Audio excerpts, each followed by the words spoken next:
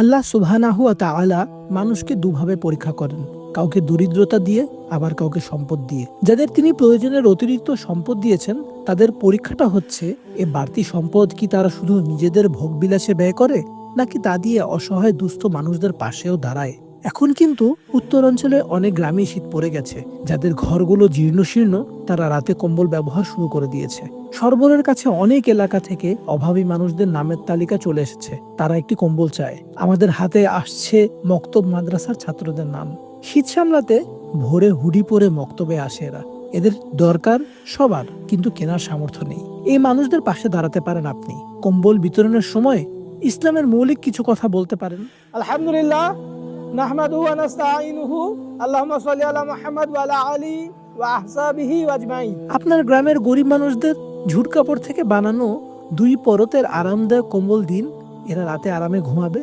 আপনি যেমন ঘুমান, আপনার দেয়া শাল গায়ে দিয়ে মাঠে যাবে, কোরআন পড়বে আপনার দেয়া হুডিটা পরে। আপনার পক্ষে যেমন সম্ভব না হলে দায়িত্ব দিতে পারেন আমাদের। আমরা আপনার কেনা শাল কম্বল হুডি পৌঁছে দিয়ে আসবো যাদের দরকার তাদের, ইনশাআল্লাহ।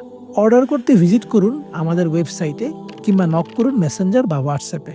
সরোবর, একটি তারা মানুষ অন্তত।